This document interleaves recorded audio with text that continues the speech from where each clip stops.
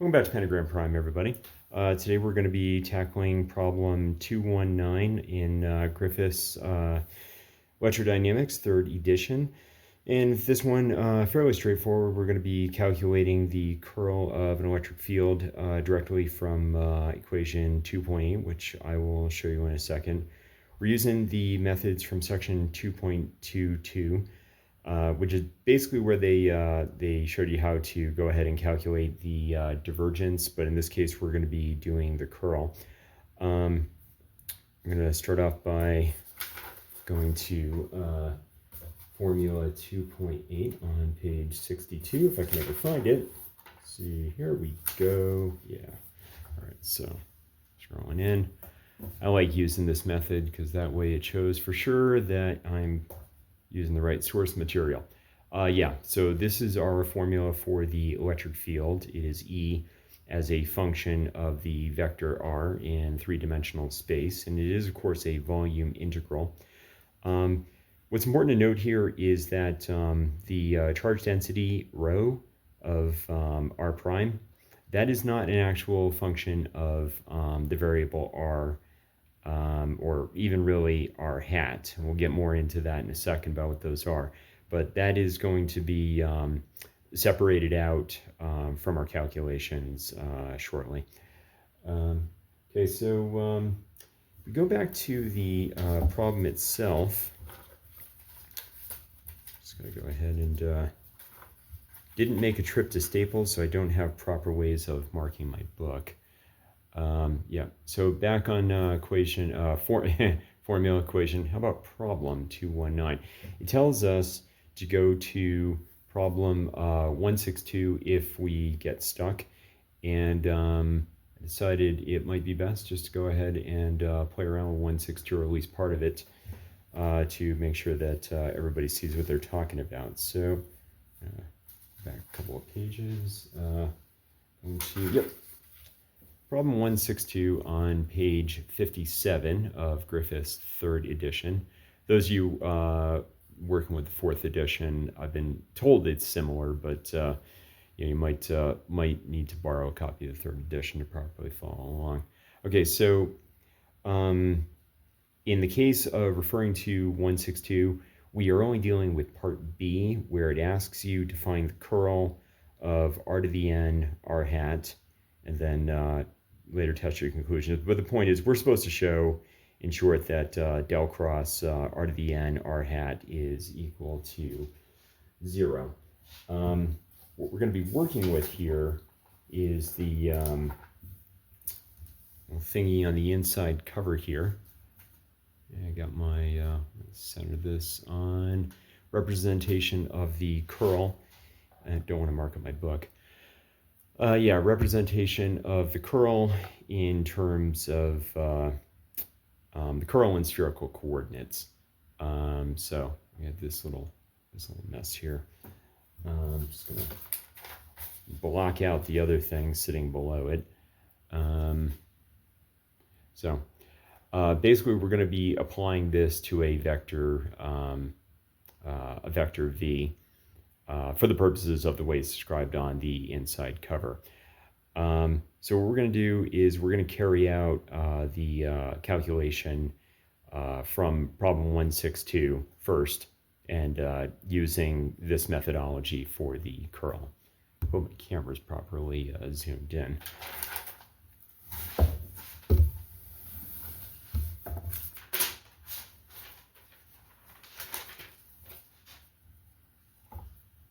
Zoom out a little bit because we're no longer dealing with fine print.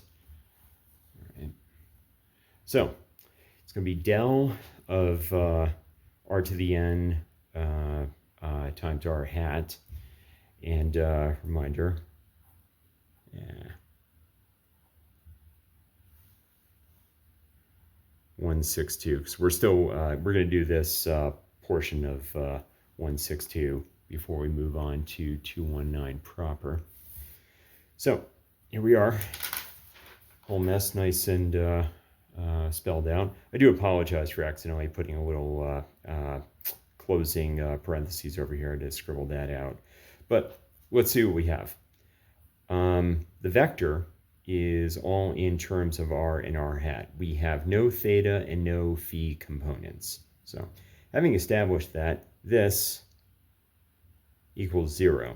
This little term here, v sub phi. So this whole term goes blah. And then there is no v sub theta component, also equal to 0. So this goes blah. And down here, we have another v sub phi component. Already established what happens. And then over here, we have a v sub theta component. And like before, can also cross it out. So we have these things here.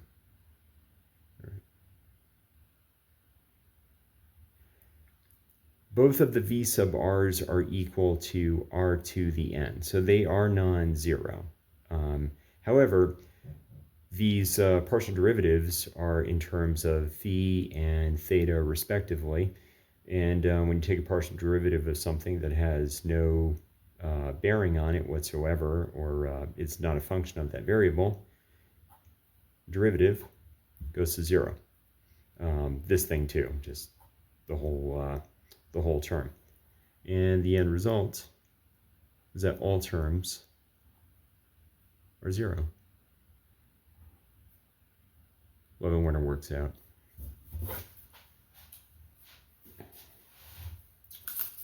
So on page 61, we're going to get a look at have a graphical representation of what we're going to do. And get to have a lovely look at my kitchen tablecloth. Hope you're enjoying that. All right. Zoom in just a bit. There we go. Yeah, so on page 61, I just wanted to make sure we had a good look at what a volume integral is. I'll try to carefully point at this without getting ink on my page. But yeah, we're dealing with illustration D on figure 2.5, page 61 of Griffiths' third. So what's going to happen is we are dealing with volume elements d tau prime, and we're dealing with a field point P, and we're dealing with an, we'll call it a cursive R, that is basically radiating out from the d tau prime element at each step in the integral. And this will be important in that we're dealing with a radial function for the purposes of the integral that we're going to be going over. I am going to flip back to, oh, it's right here. Okay. All right. Yeah, we're just now looking again at formula 2.8, and this is the volume integral, or this is the volume integral in basically giving us an electric field as a function of r with a volumetric charge distribution. So that's basically what was drawn in figure 2.5. So from here, we're going to get started on trying to analyze that integral. So zoom out again. There we go. All right, and I was supposed to cover stuff up, but don't worry, it's all good. So formula 2.8 as described. We're going to manipulate it a little bit insofar as we're going to separate the charge distribution, which has no bearing on the variable r. The variable r, cursive r, has some relation to r prime, but the point is the actual location has nothing to do with the actual location r has nothing to do with r prime. That's basically a formula, a variable that is being used for integration. Now, if we keep r hat over r, cursive r hat over r squared over cursive r squared separate, then what we can do is we can go ahead and apply the curl of E to this representation. So we're basically taking the curl of this integral, del cross the integral, and the only things that it's going to affect is going to be this, basically this section right here. Well, I should say, I should probably just point this straight down here, but you see the point. Del only affects cursive r hat divided by absolute value of the magnitude of cursive r squared. So really what we need to do now is evaluate this section, this this curl right here, and see what happens before, seeing how it affects the rest of the integral. So we're going to take the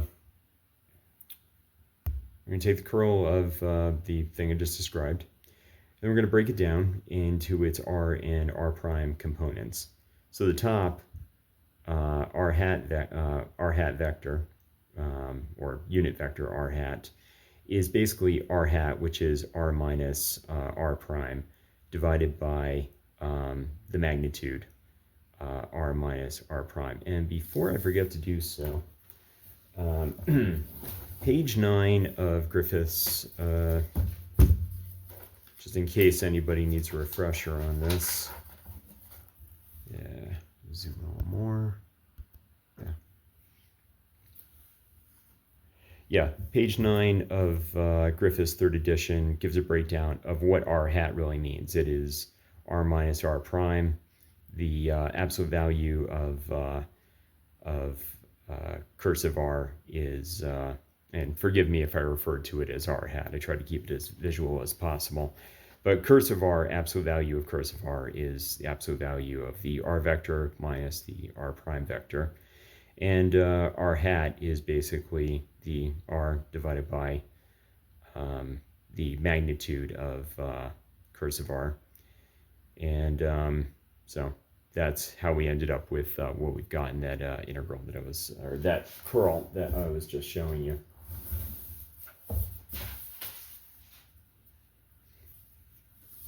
Oops. Zoom in a little more. There we go. All right.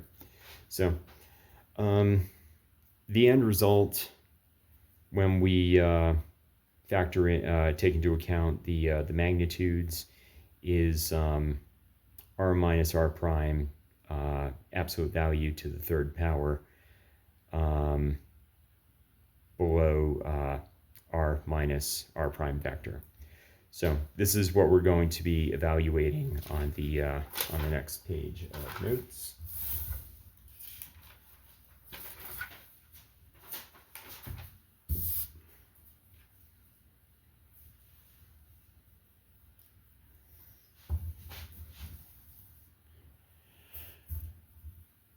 All right, so here we're gonna let v, we're gonna set that equal to the vector I just described, r minus r prime, divided by the absolute value of r minus r prime to the third power, which, this is cursive r vector divided by the absolute value of cursive r to the third power.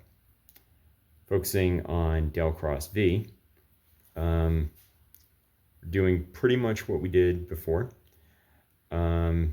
And this time, we just add, well, all you have to do with this thing versus r to the n is keep in mind that in v, there is no theta, there's no theta or phi dependence.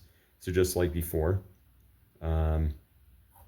first term goes to 0, second term goes to 0, the fourth term goes to 0, the fifth term goes to 0, and then these two terms,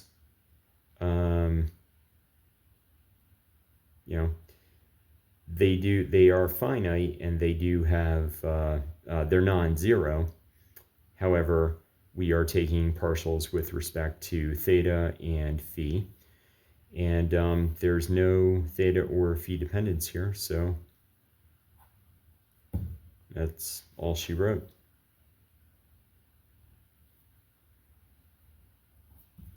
And if you go ahead and have a look at del cross E, I'm just going to go ahead and try to scribble this out real quick. I didn't make any notes for it in advance. But what you now come up with is 4 pi, epsilon naught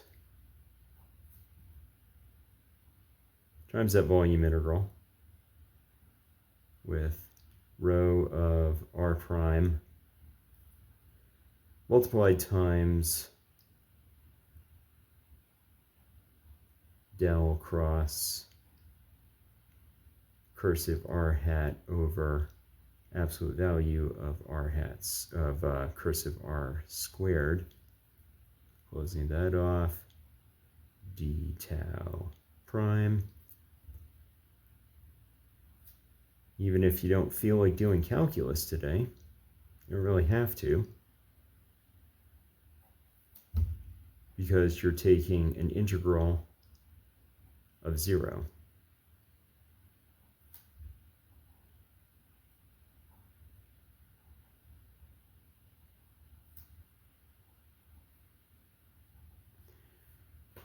And therefore the entire integral goes to 0, del cross E